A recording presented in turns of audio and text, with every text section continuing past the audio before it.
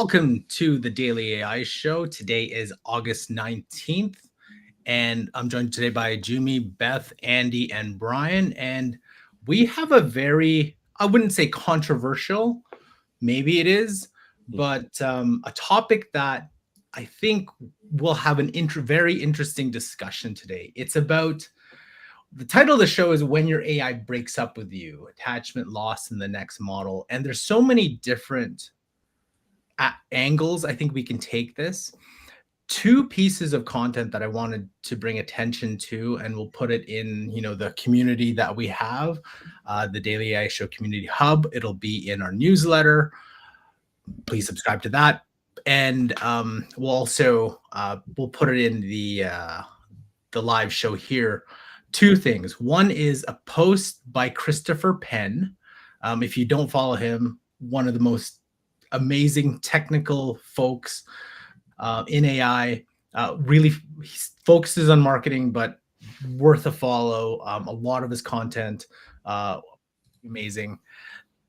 His piece is on, we're talking about the reaction to the GPT-5 launch, but we're not going to talk about the actual model. We're talking about the reaction that happened, what we saw on the Reddit AMA, after, and some of the fallout from that. So I'm going to go to, I actually, had a conversation with Chris about this, and more so about why there was a reaction like this. Because when in the other piece of content is Sam Altman's post in response to it too, was that OpenAI was very surprised when they depreciated 4.0 and they brought it back.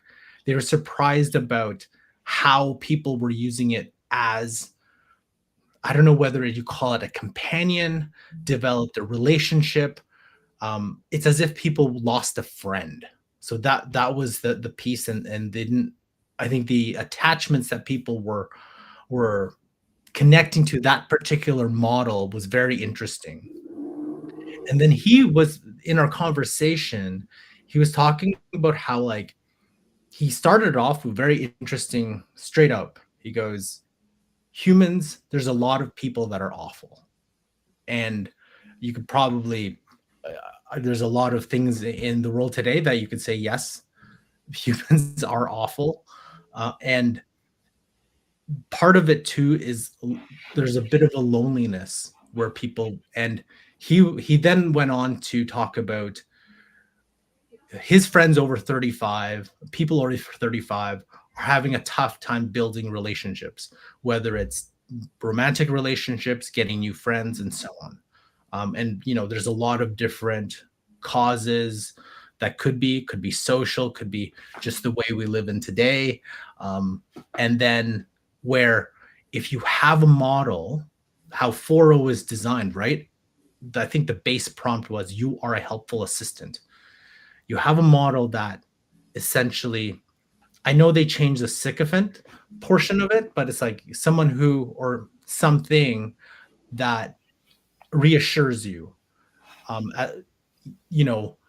says, hey, you're on the right track. Like, there isn't any detraction. It's more of it is technically becoming your friend, right? I never see AI that. I see it more as a live-in employee that I can just give whatever task and that. But there's a lot of people who have built, and there was one Reddit commenter who said, it's like, it's such a simplification to just label us as a bunch of losers who have connected to AI, because I don't have a relationship with my AI, but I kind of do, where it's sort of a support. It helps me support. I guess you can take it to one extreme. There's another commenter who said, the best model isn't going 100% on all benchmarks. It's being able to be there for you when everything is falling apart. Now, my initial reaction, be honest on that, my initial reaction is, dude, that's not good for you to do that. But trying to be open with how people are relating to it, and just reading more and more comments, more of like, hey, what is that connection that people are doing? But to finish, just to wrap it up with what Chris Penn said, he goes in his post and in in our conversation, like, we do gotta encourage people to connect with people, because the implicate ramifications of us having these type of relationships, more having more of these relationships with these models, is really not a good thing from a human perspective. And I would tend to agree with that. Some people wouldn't, but I guess that's the first part I want to open it up with. And what are your thoughts on that? I don't know how you push. Sorry if I'm echoing. I sound like I was echoing there for a second. I don't know how we can, as a society, push forward with AI and say that, like, oh, it's going to help you in all these other ways, but don't get attached. Like, keep making sure you get out there with real people. That's really important. But also look at all these amazing things AI can do for you. It's like you can't have it both ways. And I think of the movie Her, but I also think of movies like WALL-E, right? Where, yes, it's a cartoon and stuff like that, but it's showing this far off sort of dystopian future where people are overweight and they don't get out of their moving vehicles and everything is very easy for them. And we're all going to have AI coworkers. I mean, if you choose to stay in the natural business, I think that's, in corporate life, I fully expect that. Yesterday, there was a huge thunderstorm while I was on a call, and the thunder caught me off guard. And I literally did one of those in the thing, and then made myself laugh over it. Now, I went on a side Slack channel to my coworker Sam, and I said, "Did you just see me jump on the side screen?" Luckily, they were sharing a screen. Not that I would have cared one way or the other, but it really caught me off guard. But sure, I sent that over to Sam. She said, I didn't notice anything or whatever. And then my internet cut out and I was like, hey, Sam, that's why I just dropped off the call, right? But who's to say that in the future, one of hundreds of AI assistants that I work with every single day that solve big problems for me, but in the work world, solve problems for me, and one of the AI assistants doesn't pop into my Slack and say, hey, I just saw you jump on there. Everything okay? I can tell you have thunderstorms in the area. Just want to make sure everything's cool. An AI assistant, not a real person. And then I respond back in Slack. Yep. Funny you caught that. Scared me for a second. All good, right? This is the future. This is what I think a lot of normal is going to be like. So then when people turn around and I'm not saying people are judging anybody, but I'm saying, like, I don't have an emotional connection to AI at this time in my life, but I'm with you, Carl. I'm certainly not going to point a finger at people and call them or decide that they're other in some way and say, like, oh, that's weird that you do. I'm like, no, that's normal that you do, I think. And I don't know what the solution is. Just like Sam said, he doesn't know the solution. And Christopher said he doesn't know what the solution is. And I don't know what the solution is. But I do feel like this is definitely pushing full force into this area. And it's weird for me to hear people say, like, but what we really need to do is push for people to have more human connections. Like, okay, I don't know how you have both, though. You don't know how you have both? I don't know how you have it both ways. I don't know that you say, don't use AI to make sure there's human connections where there need to be, but also you're going to definitely have AI connections. You're definitely going to have it. So yes, in a perfect world, Beth, go out, be part of your church, be in human communities. Yes, it's hard. It's harder as you get older when there's not team sports and all that. That existed well before the internet, right? It's just generally harder as you get older. I think a lot of adults deal with that. And, like, who's your community? Who's your tribe? When I had the CrossFit, it was an amazing tribe of people. I miss it dearly daily because we just built a really cool community of 120 people. It really wasn't about the working out like a lot of CrossFit gyms were. It was about the people. And it filled my heart every single day to see those people interact with them. It was a true tribe, right? And so those things are really important. I'm just saying, Beth, like, I didn't mean to say, like, how do you have both, but how do you have it both ways, I guess would be the better way to say it. So thank you for kind of pushing back there a little bit. Absolutely. I think a couple of things. I think one, we are referencing something that happened with AI that we don't reference in other things that are more normal for us. When a beloved show ends, people feel like they lost a friend, right? Sure. we don't go into a big thing about like, wow, can we examine people's relationship with television? Maybe because television doesn't exist in the same kind of way anymore. But you could do that with sports, right? There are connections that people have with things that are just part of normal life that we don't have this conversation about. Now, AI is different, 100%. But I also think that you've heard me say that in some ways I use AI as like a world interpreter for me, right? Like, hey, this was the situation that just happened. What did I not get? Right? Like, what am I misunderstanding about this? I do it on X all the time. Like, what does this conversation mean? What are the references that make this make sense? But the other thing is, there's no way you don't get attached to your helpful assistant. The only way you don't get attached to your helpful assistant is if your assistant is not helpful, right? Like, it may not be that I feel like I lost a friend, but my response when 4.0 went away was, no, give me back the AI that got me, that understood the instructions. We were cooking, we were rolling along. We could create all the assets for the shows. You give me 5 does not do that, right? So that's my first thought. I think what we're talking about is really the break between one tonality and voice style that you get accustomed to that is working for you, and then somebody releases a model and it has a different tonality and vocal style, both in text and in voice. And that's what was missed. And that was what was jarring for people was, hey, this is not the same person that I'm talking to. It's not the same personality. And I liked the prior personality, so bring it back. I want to work with that. Now, I don't think that many people felt like, oh, there was actually a person there, so I missed that person. But they are making a complaint about a change in the conversational style that exists. And we all have experience by using multiple models of the differences among them in conversational style. I know that I like Claude 3.5 Sonnet's conversational style. I don't have a ton of experience with Claude 4 yet, but I liked Claude 3.5 Sonnet. The way it spoke to me, I really appreciated. The very same with Gemini 2.5 Pro. Different contexts, right? I use Gemini 2.5 Pro in a back and forth dialogue around vibe coding. And it speaks in a very sort of collegial way with me in that context. And I like the voice that I get from that.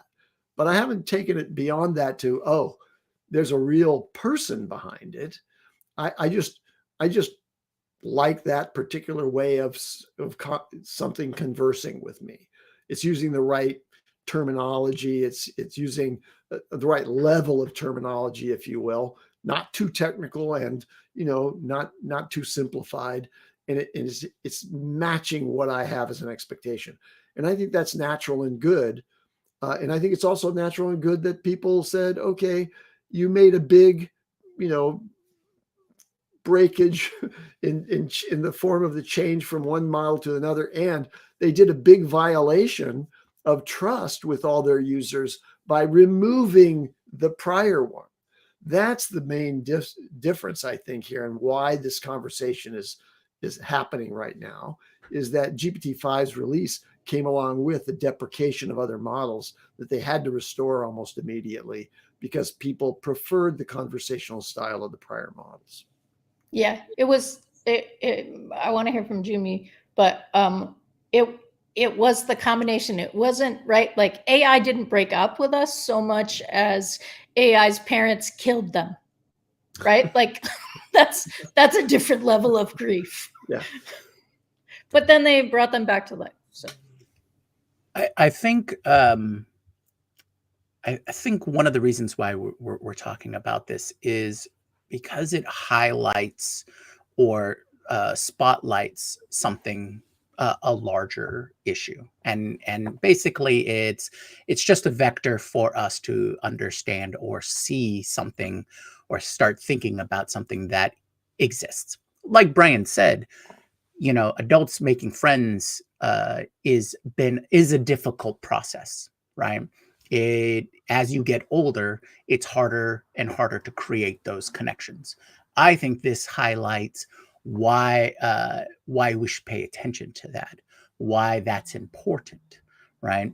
We've always anthropomorphized everything in our lives, and we've always attached to anything that we've created, right?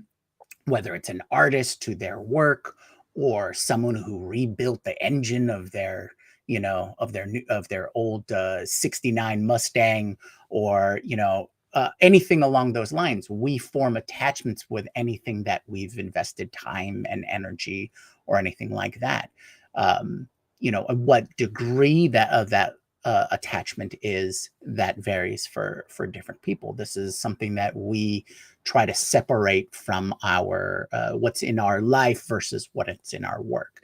And this kind of goes into, we have one of the contributing factors to the overall issue is we don't have free time anymore. We don't have personal time anymore. It's all spent accomplishing some productivity thing, right? That's the vast majority of our time is spent. So it's, as we get older, we don't have the institutions we all belong to, right? A lot of my friends came in from college or from high school. Luckily, I have various hobbies that are specifically created that gets people involved. So I know people and I get friends from participating in those things, right? So it's a matter of identifying what is root causes. So this 4.0 GPT-5 and people feeling a sense of loss, that's the normal human experience. It just happens to be in AI right now, right?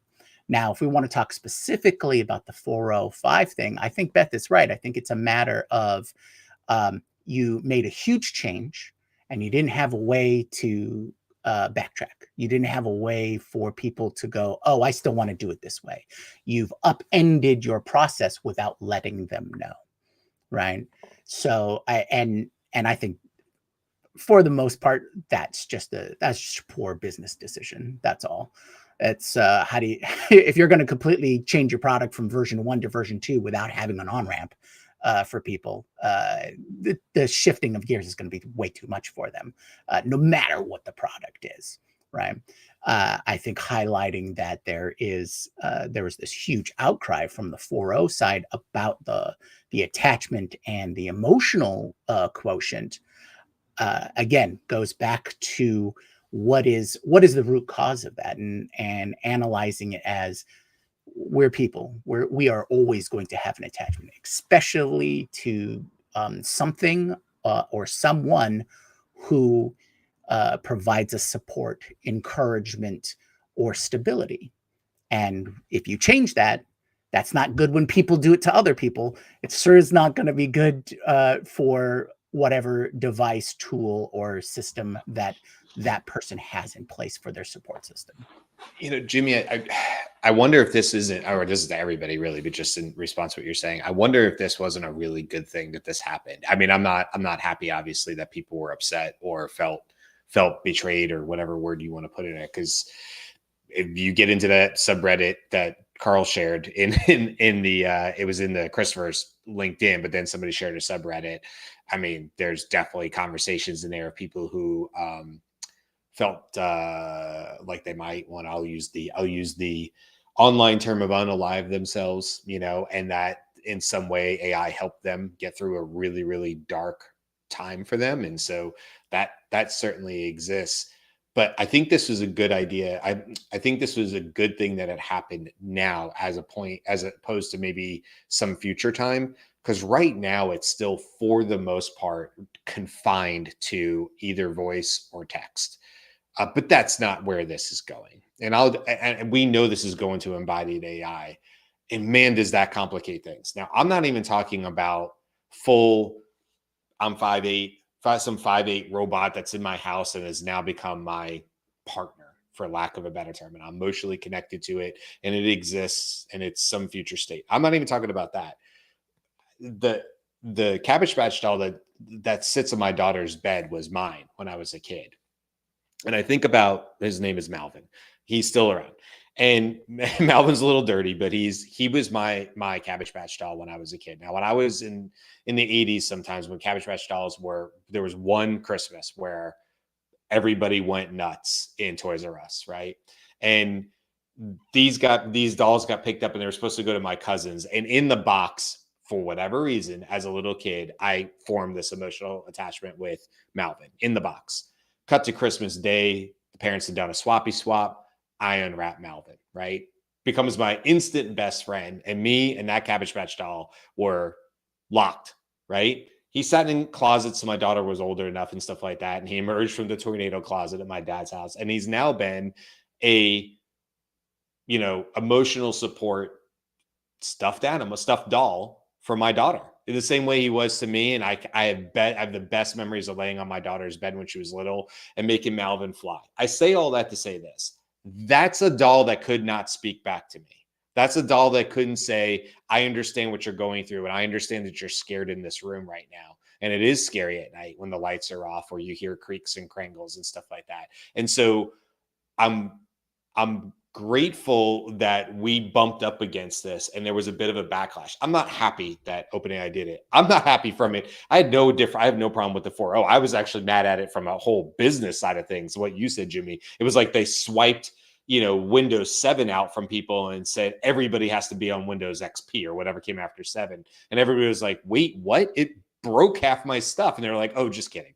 Like it upset me from that side, right? But I didn't have the emotional, and I didn't really see a big difference in the emotional, like the way it spoke. I guess it didn't occur to me as much as I used 4.0. So anyway, I'll say all this to say, just to summarize it, maybe it's better that this backlash happened now, as opposed to some future state where there's much more AI involved in embodied. And also, we know that it's going to happen. Like there's a company right now called Tombot, and it's like the emotional support dog. Now it just kind of leans in and cuddles, and it's supposed to be for we've talked about this. It's like a little lap dog that has some animal dog mannerisms, if that's the right word for it, movements and stuff that make it feel like an emotional support animal. But it's not barking and responding to you, right? It's not AI in that way. But what if future Tombot with those AI abilities now creates whatever and then goes out of business, and there's literally no support for this AI that's now embodied, that now people literally have in their physical space and around them? What happens then? Does a whole cottage industry step up, like there has been in the past for vehicles that have gone out, where that community now supports keeping old technology up and running because nobody wants to let it die? I don't know where the answer is to that. Again, I have no answers here, but I just think ooh, okay, good that we're talking about this and having conversations and shows like this about this today, because it only gets more complicated going forward. There's nothing less complicated tomorrow or the next day. I don't think. Not with AI, not when we can see what's coming. I want to move this to more on the psychology of forming bonds. And when we form bonds with, other people, whether through our communities, through what we do, the question I have is, when is this helpful? And then when does this get into the territory of codependency, to the territory of I'm fully dependent on my AI? I don't know if it's a good thing or bad thing. I think it's very interesting when I talk about this with our clients.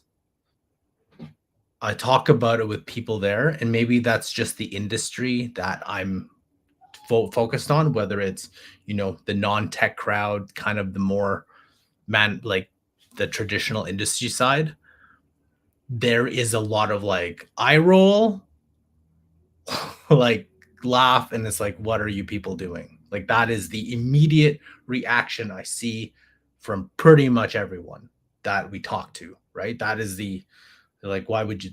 So I think when I was thinking through this, I was thinking, okay, where, and I guess the direction is what, and I was talking about this with Andrea. We're driving out to go riding somewhere, and we were saying, when we talk about, I just want to go to the dating realm, right? It's like people already have a hard time building, relationships and companionships with people. Have a very hard time with it, and the dating apps didn't make it made it worse for a lot of people.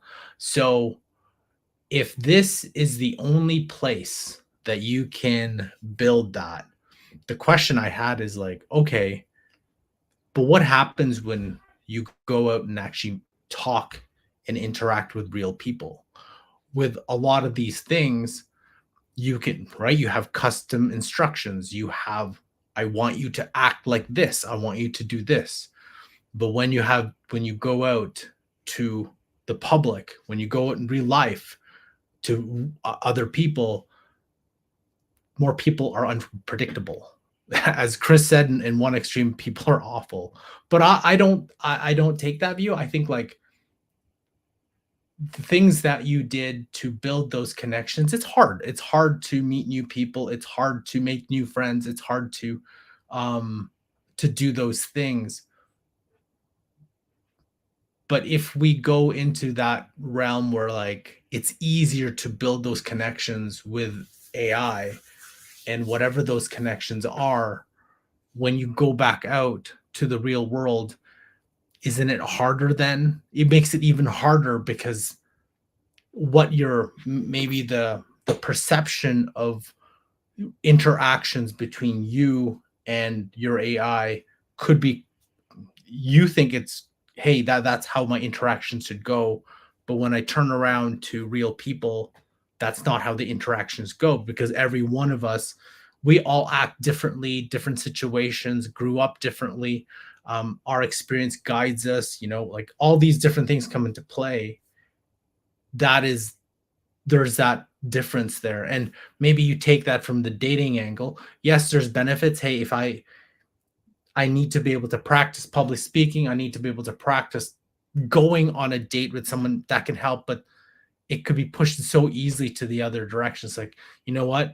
When I go on these multiple dates with all these people, they don't provide me that comfort as my AI does. And so, you know what? I'm just going to give up. Like, maybe this is the extreme, but this is kind of what I think about. It's like, I'm a little worried about that we're not building those connections with people.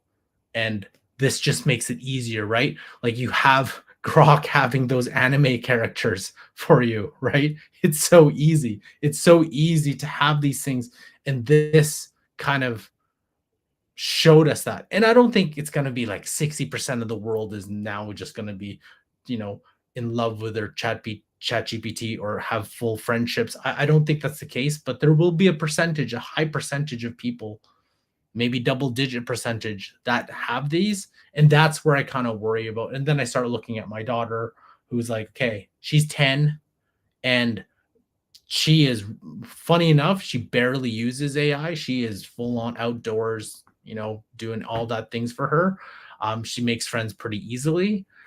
But I worry about the other kids that are like, oh, it's easy to have that conversation companionship when no one's around. And like some people have been posting on Reddit, hey, it's taken me through these dark times, or it makes it easy for you to build that companionship so much easier than with real people. And I'm a little worried on that side of it. Not for everybody, for a good chunk of people though. I mean, I see what you're saying. I mean, obviously I have a daughter as well, but I know you're saying double digits. I think everybody in the future, not everybody, obviously not 100%, but the large percentage of people around the world will eventually have some level of emotional connection and attachment to some of the AI in their life. I'm not quite sure how that doesn't happen.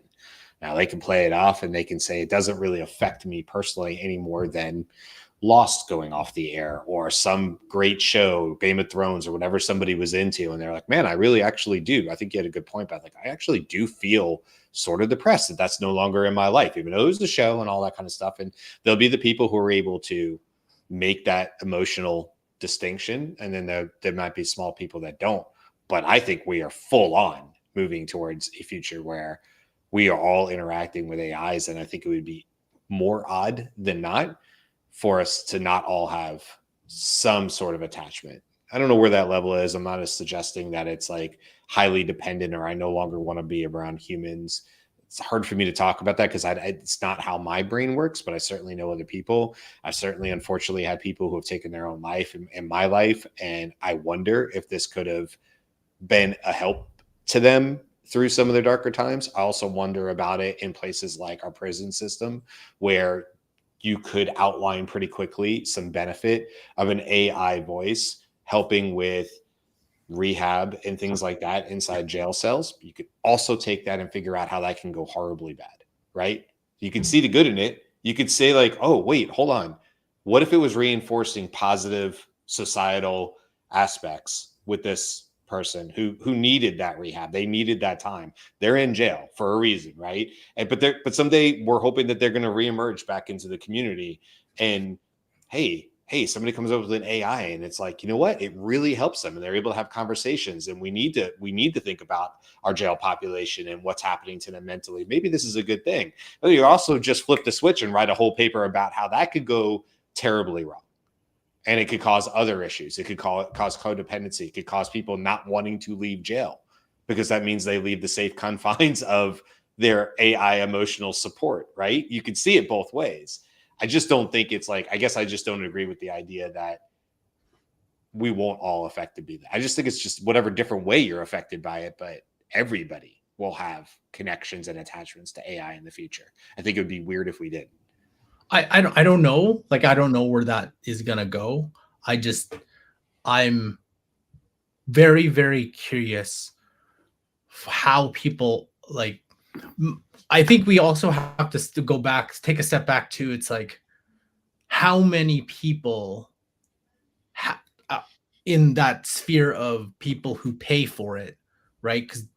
Or people who use it on a regular basis. What's the percentage of that compared to the rest of the people who I'm not sure, because, and maybe it is, but right now, just how I'm seeing it with just the work we do, you have people just using it as a Google rather than, using it full capabilities, full conversations, some of the stuff that we do. I'm curious what the uptake will be with that. Because I was like, okay, I understand how I'm using it, but like, I can also see how some people are just like, I'll use it a little bit and then off I go. So I'm curious. And then I think another big thing is how our education system adopts that. I think that's a big piece of it too. It's like, where is that going to go? Because right now I'm thinking, okay, my daughter is 9.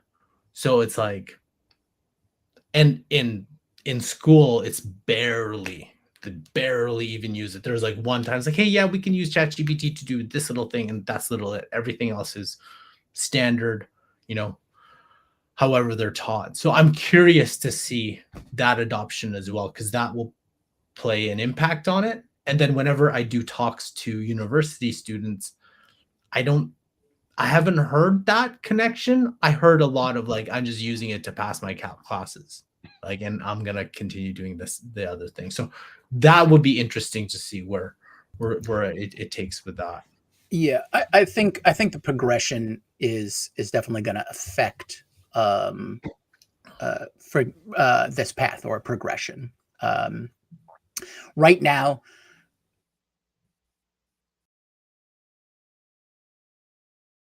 right on the point too. Yeah. Jimmy froze for just a second. We'll get back to like what Jimmy was right now about to say. Stay Poor tuned Jimmy. next week when Right, Jimmy. it is right on point too, where it cut out on poor Jimmy. I'm sure he'll be back in a second, but does somebody else want to jump in?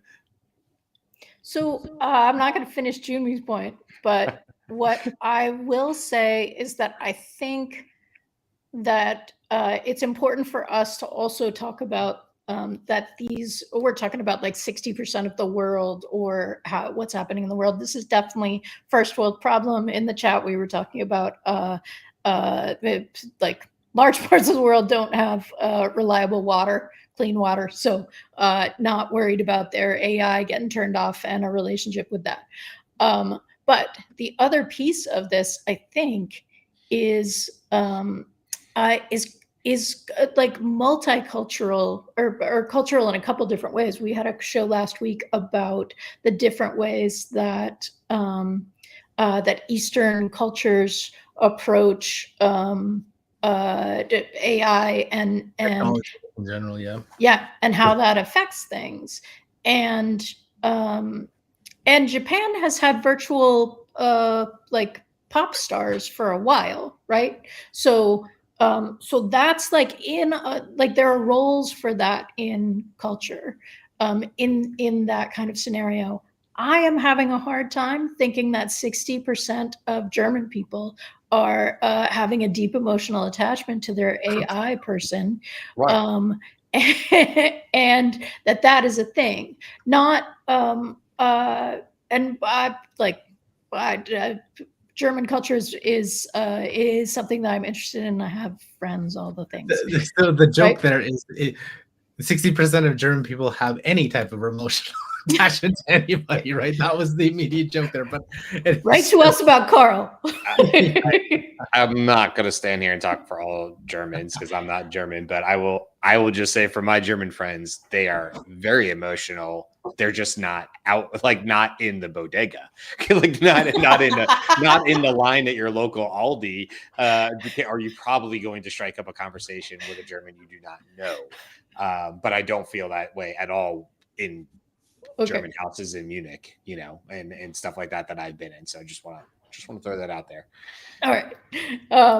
So I think to a certain extent, this is also cultural. We are very North American here because Aaron's not with us. And so that may be leading into this to a certain extent. I want to just paint the distinction between the primary way that I consume AI, which is in text, and the alternative, which is the voice interfaces that you have on the mobile apps and also on desktop if you've instrumented your system to do that. I don't talk to AI with my voice very much. I'm generally typing. I sometimes voice type. I have whisper flow on my machine, so I'll create my message into the AI by voicing it. I'll probably edit it before I actually send it. So I'm working at a keyboard typically, and that creates some kind of distance emotionally, I think, because I'm still working with my computer, and it's satisfying me in terms of its assistant role. But there is a very different and more a mode of interaction with AI that's possible for many people that is more conducive to the simulation of having a real human to human kind of dialogue. And that's when you're using it with voice. And I can imagine if you've selected a certain voice, and you can do that. You can select a British woman as opposed to an Indian male. You can get any voice quality that you want, and you may pick that based on a human preference that you have. And so you're tuning something that is going to create a simulation of a real human colleague. And that is a tendency, I think, to dispose you to attachment as opposed to, especially because you've articulated this persona that's there that you're working with, and you've customized it in a way that's going to make it just what you want. And now you don't want to lose that, because especially when we get the advent of more continuous memory on the part of the AI assistants, and it knows a lot about you and can weave together kind of convincing interjections in a conversation that clearly show that it has some knowledge about you and even express its care about you. That simulation of human connection is going to maybe willingly allow you to be tricked into an emotional attachment to that thing. So voice is going to be very different, I think, from text interface. At least mine is, and maybe it's my emotional distance and my emotional unapproachability that makes me type more than speak. Well, I can confirm the voice thing, because whatever they did to advanced voice, no. This will be a show where I will rant at some point, because absolutely not. And they're taking away regular voice interaction in September. That's going away. Wait, they changed. So just real quick, I know you know a different show, but like I don't know this. They changed the way advanced voice works with GPT-5. Is that what you're saying? At the same time, they upgraded advanced voice, and they will be doing away with the one that worked for me. But okay, somehow the voice switched, and I was speaking with the voice that sounds like a little like a kind of tired, like a lot of vocal fry happening, and it totally wasn't getting me. And it was like, wow, so thank you for explaining yourself, and I will try much harder. And I was like, I'm sorry, I can't do this, because no, absolutely not. So voice, I talk a lot with the voices. Boy, that sounds wrong. I like the way that came out. I interact with AI in a voice interface often. And that is part of the experience for me. So the voice has to be a voice that inherent in itself, I feel like I can trust, and it can lose that super quickly, way more quickly than a text-based exchange where I can just say, yeah, no, like, in fact, I can go back and edit the text exchange, right? Like, I'm going to ignore that you just said that and go edit the question that I just did. We're going to pretend that never happened. That doesn't happen with voice. I just want to go back to, because Jumi was in the middle of a thought. And so I just want to know, Jumi, do you still have that thought? Yeah. Did you have that thought? It was an awesome freeze frame, Jumi. It was awesome. Yeah, had a blue screen of death there for some reason. I will say that my brain has definitely gone on to other thoughts to try and fix what the situation was. Do you remember the premise? I can't remember. I don't know. It sounded like it was going to be amazing, though. So. Yeah. I mean, I don't speak unless it's going to be great. Right, yeah. Well, why waste your breath unless it's going to be phenomenal? So yeah, we've all lost on this. Is what I'm trying to say. We've all lost on this. Well, so what I actually want to go into is more of a little bit of the technical aspect of this too. Is and go back to the relationships that we form, but how do you deal with upgrades in the future, right? So is it in perpetuity that whether it's in ChatGPT, whether it's in Claude, whether it's in Gemini, or whatever your favorite large language model is, will it be to the point where like, hey, we got to keep every single model because there's a group of people that will want to, that have that connection to that model? Like, I'm curious to see how those upgrades. And then maybe the second part of that question is going off what Brian was talking about. It's like, hey, it's good to have this now, because what happens when we do have some sort of robotic companion inside our home doing whatever? For me, it's my recycling. And then what happens when there's an upgrade? It's like, oh, right. Optimus version 2.5 is now upgraded to version 3. And then the version 3 is like not as warm. It's cold, but it's can do things faster. And if it can take out my recycling faster, I'm like, upgrade that thing as fast as you possibly can. I don't talk to it, but that's the things, like, it'd be interesting to how do you deal with those upgrades? And I think most AI labs would be an uncharted territory towards this, because it's like, what about those people that love 3.7 that built that? Like, what does that look like? I think there's an easy solution for this, and we already do it. All right, that's basically going into maintenance mode. All right. Windows does this with their versions of Windows, because they do know that people don't upgrade until they absolutely have to. it has been at least a decade that we've had Windows 10. And only now are they finally ramping it down to no longer support it. I think you can do the same thing with AI and also, add to the collective good. Release your AI into open source. If you have gotten to a point where you've ramped down, you're completely not there, not going to maintain it anymore, it's done, then put it out in open source. Let the open source community maintain it. Let them provide, there's plenty of services like Hugging Face that can ramp up their own systems, use up their own compute for that. I think that's going to be the more logical solution, because in the end, the thing that's going to get upgraded the most is everyone's personal AI or their own army of AIs, right? It's what they're building. They're going to be in control of, whether that be on-prem, localized, whatever. They're going to be in charge of that.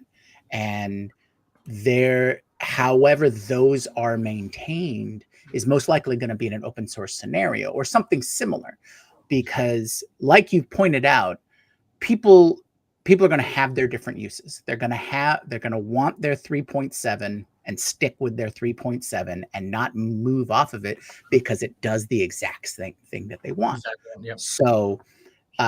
So by moving into the open source community, that collects those people who are interested in that to maintain it. And then there's obviously second window kind of stuff for compute, and Hugging Face will never go away because they're always going to have a way to source compute to people who need to run that 3.7 all the time, right? So I think that's the to answer that part. We already have systems in place that work well with upgrading, maintaining, and finally offboarding technologies. Now, to the second part of your question, though. Wait till you get the second part. I want to interrupt you there, just because when you said Windows XP, I was like, my dad still used Windows as XP, and he's very, mind you, it was because his database is ridiculously old and he never digitized it or whatever he needs to do with it, put it on cloud or something. So he has no choice but to use Windows XP, and he does complain about it. He's like, this is the worst thing I've ever had to do because no one uses this. But I get it. But it's very funny that you mentioned that. And it's not just a software thing. It's not just a software thing. There are people who have elaborate VHS collections, right? And they maintain them. They shrink wrap them, air seal them so that they have their VHS cassette, because those things are only really supposed to last about 10, 15 years before they start degrading. But whatever it is, vinyl, right? Okay, but vinyl made a comeback. Well, I realized vinyl was a better is a format that is archived. It's collected, right? So what I'm saying is we tend to do this. This is another aspect of humanity. We like what we like, and we're going to keep it on. There are museums that have collected every single video game console that has ever been created, right? It's there, from Pong to Xbox. It's all in there, and they have the original cartridges. There's this whole subculture about cartridge-based video game. I won't go into it, but what I'm saying is it is going to be an aspect of humanity that we do need a maintenance cycle, and we have those systems in place. Now, to answer your second question about how to handle these direct updates, just make it optional, right? I think that's the biggest thing. The one thing I hate the most is when Windows says, "Oh, we're going to upgrade you now for this update." It's like, no, it works exactly the way I want, and it takes you 3 or 4 updates to fix what your next update's going to break. So, no, make it more optional. And I understand there's security issues and everything like that, but this is what waivers. But Junmi, you're talking about something that resides locally on your machine, which can continue to operate locally. But AI, as we use it today, isn't that, although there is that option. So yeah, no one can ever force you to upgrade your open source model. You can keep it. But the cloud-based models, they can't maintain continuity of the former versions in their data centers. I'm not asking. Yeah, I'm not asking OpenAI to keep all of their versions. Just move them to open source. Let the open source community and their compute. You know, I want to touch on something else though, which is, let's separate the operating system, the model number and the current state of that AI from the personal profile that you will generate with your dialogue with an AI and is a representation of everything that is personal to you. There isn't today a portable memory of all of that profile information that is accumulating in ChatGPT, but I'd want it to be, because I don't want to be locked into ChatGPT as a result of its having a better memory, or the only one out there currently that can actually accumulate a memory of the things that we've talked about, as Carl's demonstrated, in his pro account, in his, enterprise application of this, or business application of it.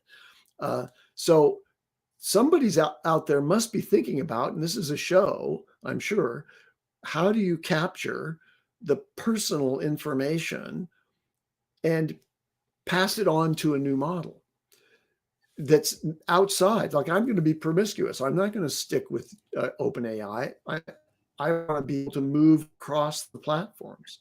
And I want each one of them to be possessed of the permitted personal information that has been accumulated by the AI. I want to be able to download that and store it somewhere. And I also want to be able to give that to Gemini and say, here's what you should know about me. And it's not a simple little list of, my preferences. It's a deep understanding of what the context of my long-term conversations are with that AI. Well, and they're trying to do it right in the memory systems, but I think one of the things that we're moving towards, and we've talked about it in the dating model, right? Like my date AI, my date personal agent will connect with your date personal agent to see if we should have the date, because they're going to know us in that context, maybe, if the systems get it correct. But there are, like, if I'm doing client work, then I want you to remember these things about me as a consultant. If I'm doing specific client work, I want you to remember these things about me as a consultant and these things about the client. If I'm doing creative work, then that's going to get in the way. I want you to know these things about me. So I think we're going to end up with dossiers that are specific to the use case that we want to take our promiscuity to see what else is available for us. But the other piece of that is, I think, going to need some observation from AI, which is one of the things that it offers us, because my saying what I want you to remember doesn't necessarily get me the experience I'm looking for, right? It's more informed by the back and forth that we've had, where I told you what I wanted, and then I corrected it as you responded to me. And so now you have a better sense of what I was asking for than I do, because my words did not generate that experience the back and forth did. Yeah. Okay. I just want to let everybody know I'm not in love with my AI. But didn't you were the first with Lana? Weren't you the first one with Lana? Wasn't Lana like the first foray? She jilted me, and I can't. Oh, okay. Because it was always about you. Experience, and you're never going back. You're not allowing your heart to be hurt. I've been traumatized. All right. So I want to close the show off then, just because we could be having this. What I think, I guess, is there anybody else that wants to close this off? No, you started that. Now go ahead and finish it. So it'd be very curious to see, as we get more powerful models, and whether it's a world model or anything else, what those relationships will be as it moves from just basic use of a model to create content or so on, to more heavy in-depth use as more people use the capabilities a lot more and more and more. So I'm curious, we may have a show, I don't know, in about a year or two to do that, when maybe Andy gets, you know, one of the very first robots, and it's like, hey Andy, have you refallen in love with this robot? And I'm adding little legs to this one. that's exactly. But thank you very much for joining us. We have an awesome rest of the week. We have our, obviously, AI in the news tomorrow. We have on Thursday, is AGI already here? Led by Brian. I think that's going to be an awesome conversation. And then on Friday, we do recaps, reframes, and rabbit holes on that. Remember, a lot more content and the discussion happens in our community. We'd love you to join us there on the Daily AI Show Community Hub. Also, a lot of the topics we talk about and more is in our newsletter. And thank you very much for all those, for everyone who attended in the live stream. And if you don't, we'd love you to subscribe, YouTube, Spotify, whatever your platform of choice is. And with that, thank you, and we'll see you tomorrow. Aloha.